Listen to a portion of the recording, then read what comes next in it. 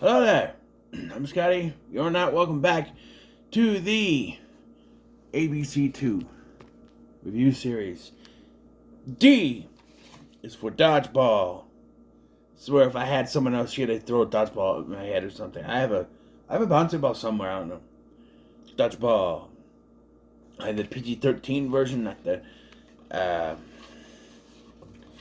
unrated version. But I'd like to thank my friend Brandon for giving me this copy. He had two. This is widescreen. And well, hate me for this. This is a first time watch for me. I know there was a bunch of comedies in the 2000s that I just sort of missed. Even some from the 90s, like to kind of call out Ben Stiller here.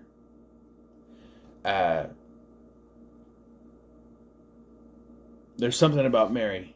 I was about to say What's About Mary. There's something about Mary. I haven't seen that one. And there's other ones too.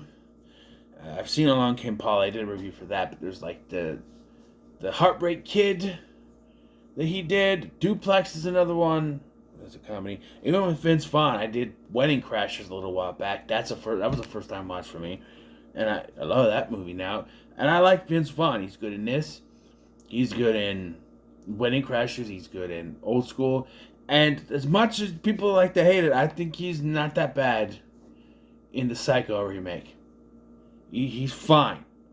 He's clearly miscast, but he still does fine. William H. Macy is the best in that movie, though, and you would not tell me different. I'll say he's not better than the original Norman Bates, whose name, Anthony Perkins. He's not better than Anthony Perkins, but he's not terrible. I think he's fine. You know? And this tells the story of Peter, played by Vaughn, who owns Average Joe's Gym. And there's another guy. I swear, throughout the entire film, I thought his name was Dwight. Dwight Goodman. No, his name is White. White. Yes, that is a joke from the movie. That he doesn't know how to spell his own name. I didn't realize that he was spelling his name there. I thought So, White Goodman owns another gym called Globo Gym. I think is what it's called.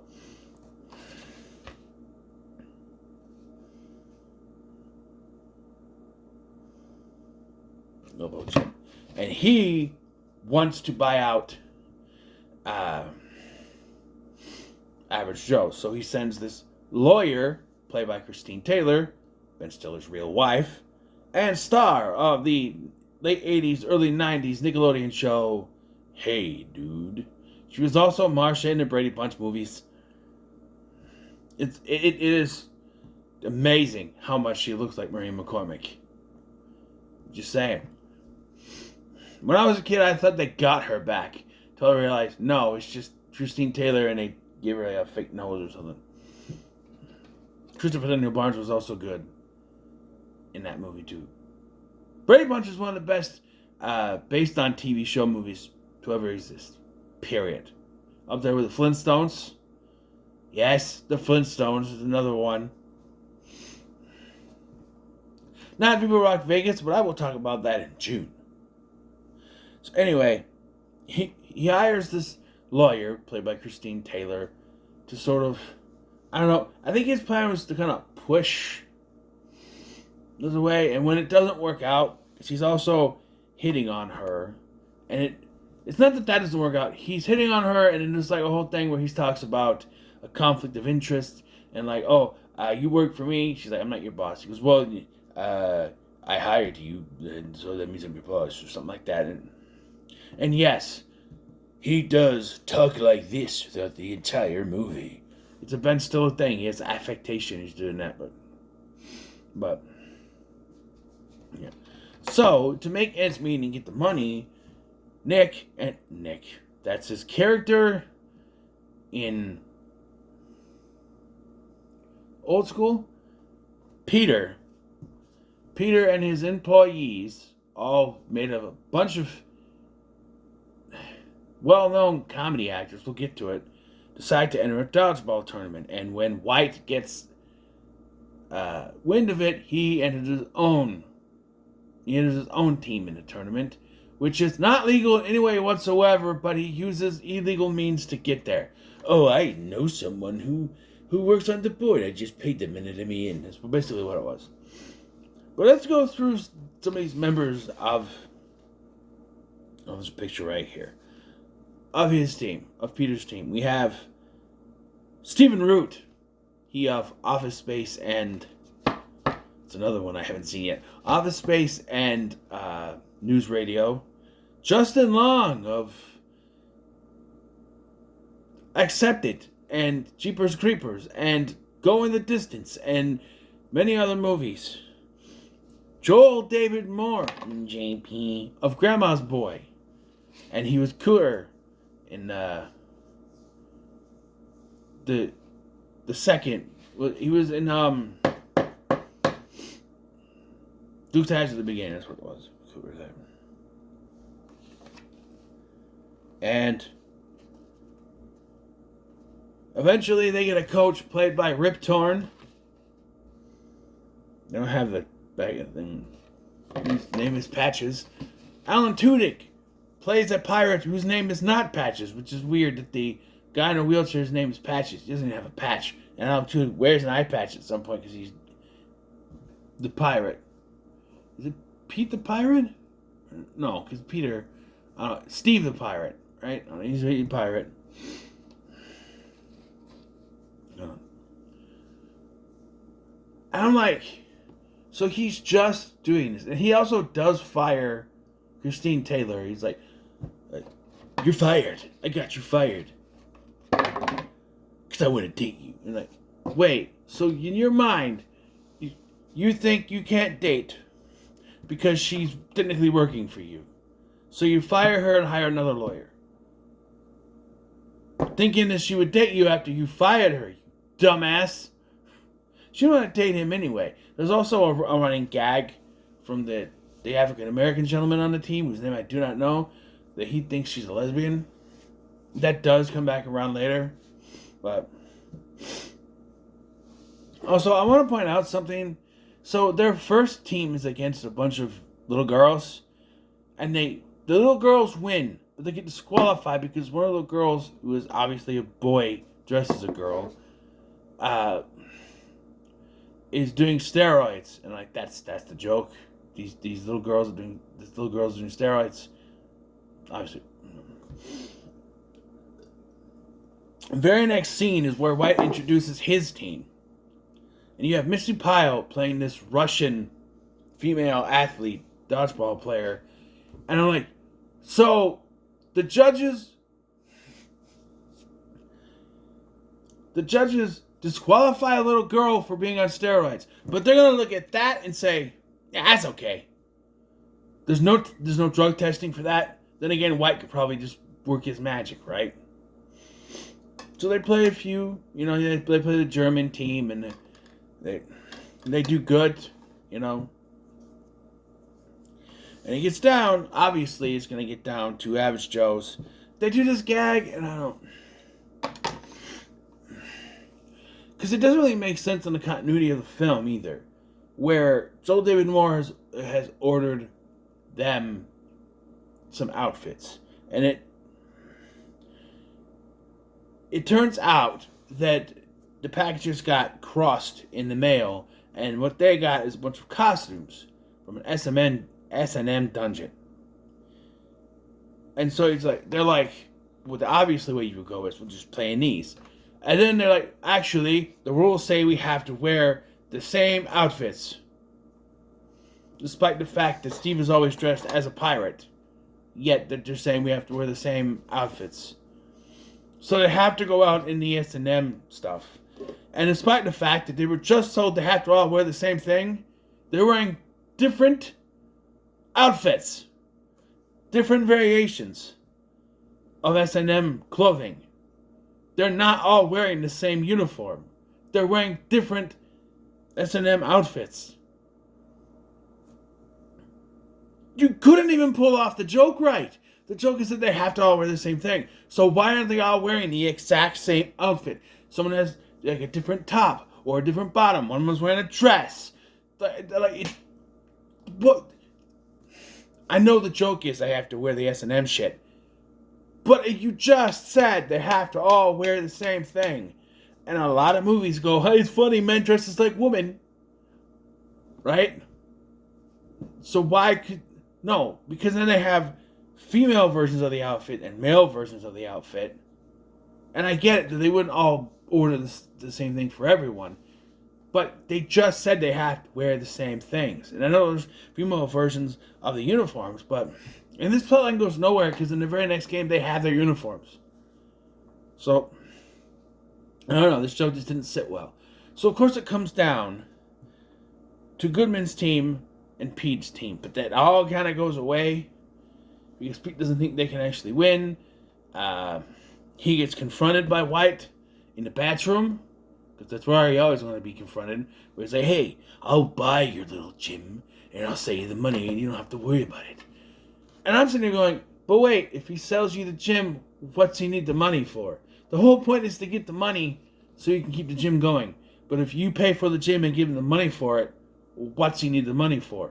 And clearly the writers thought of this too, because they come back around to it later. But I'm just like, if he sells you the gym, what's he need the money for?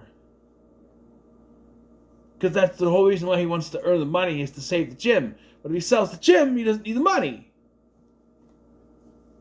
Hello? And no, I'm not doing 6-7, shut up. Hello? That's fucking stupid. Dick 7. Where I come from, it's play with boobies. That's what I grew up with. This was not... Makes no sense. Anyway. Oh, also Rip Torn dies.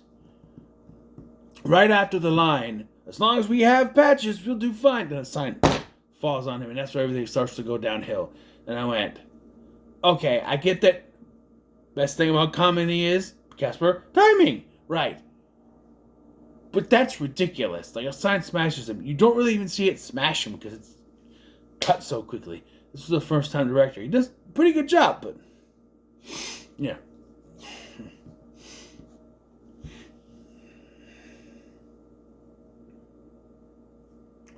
So Peter has a breakdown after his conversation with White. Turns out he sold the gym to White, and he leaves. And then he goes off on the pirate, and the pirate leaves. So he takes off. You're not even a real pirate.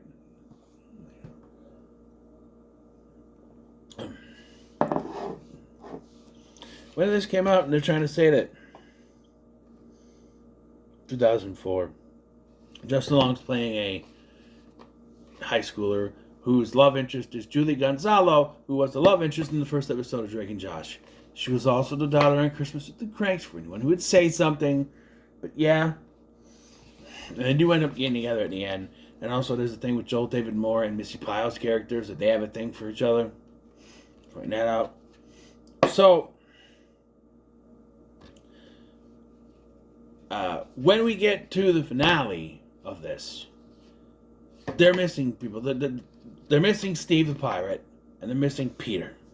Peter comes in late after they've already forfeited. Hey, I'm here, let's go. And William Shatner cameo says, actually, the rule is that you forfeit and stop calling me Bubby. No, sorry, flashbacks to American Psycho 3. And you forfeited, that's it. And White's like, yeah, that's right, we win. And then Stephen was like, actually, the rule book says that they can be outvoted 2-3. And so I was like, oh, that's absolutely right. So they call the judges.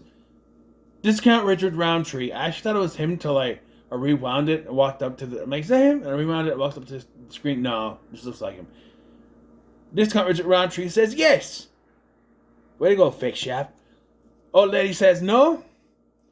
But we get a yes from the third judge, who is a Chuck Norris. Yes. Thank you, Chuck Norris. Thank you, Peter. And that is the meme you've seen. Him and Mr. Miyagi can go back and forth.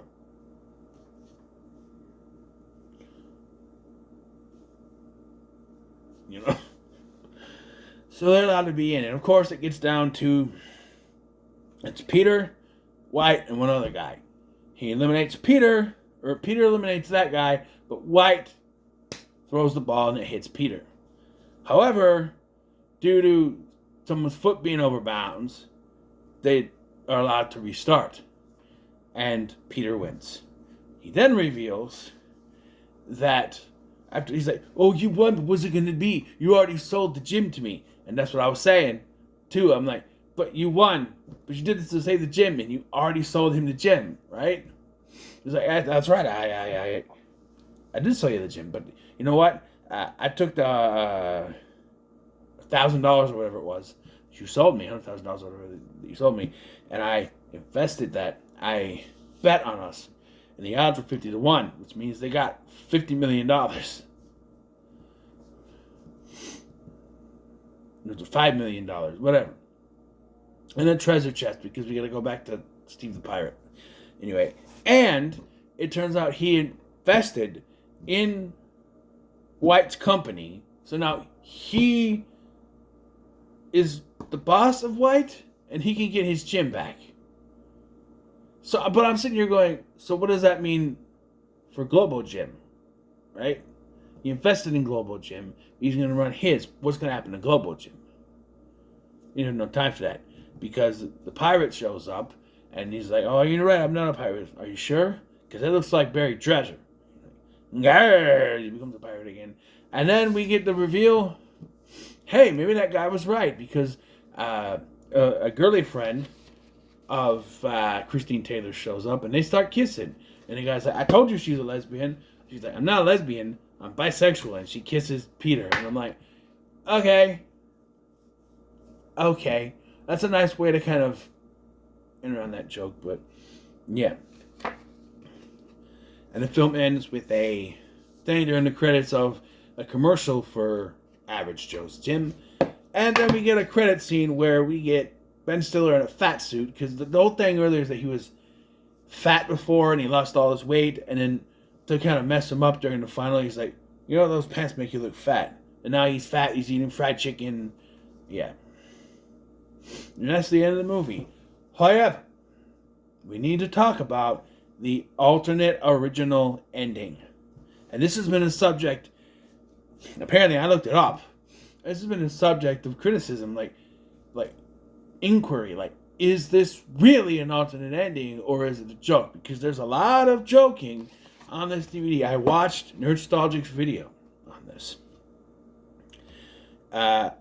And he said, according to the director, whose name I do not know, it's not on here, the director said that this alternate ending is the original ending, and the studio wanted to change it, and he got pissed and he walked off, and he was forced to do reshoots, and he hated it. However, I watched this ending before I watched Nostalgic video. I watched this ending, so I had no anything from Nostalgic or anything. There was no influence on me. I watched this beforehand, and even when I was watching it without any other influence, I went, "This looks like something that would be in a parody movie." Because what it is it just shows when after Peter eliminates the one guy, White hits him. They celebrate the slow motion. There's this music that plays, and it just ends. And I'm like, that doesn't feel right. The credits start rolling and everything. I'm like, there's no wrap up. There's nothing after it. Nothing else has changed. It's just the part where he gets eliminated, and it cuts as they're celebrating. Before they said that someone's foot was on the line. Like, this feels farcical. This feels... And even in the director's commentary on the scene, he says that he, going to a Nostalgic video now, says that this did all that and he got pissed and he was forced to, But if you look at other special features, the feature commentary that's supposed to have Vince Vaughn, Ben Stiller, and the director is a farce itself. Vince Vaughn is drinking. Ben Stiller keeps talking about he has some sort of finger food, and they keep talking over each other. And they leave partway through the commentary, and they play commentary for a Farrelly Brothers movie. to finish it off. So that's a joke. So I think, and Nostalgic does too, this was not the original Tenet ending. Because I just can't see a movie like this, we've called Dodgeball the Underdog story, ending with them losing. Like, if there was something added to it, if there was some sort of other thing to it, if there was more after it, if they lost, but he still got Christine Taylor, whatever, and he's like, you know what, I'll give you back the gym anyway. Maybe in this version he didn't sell the gym. Or something, I don't know. But there was nothing. There was nothing.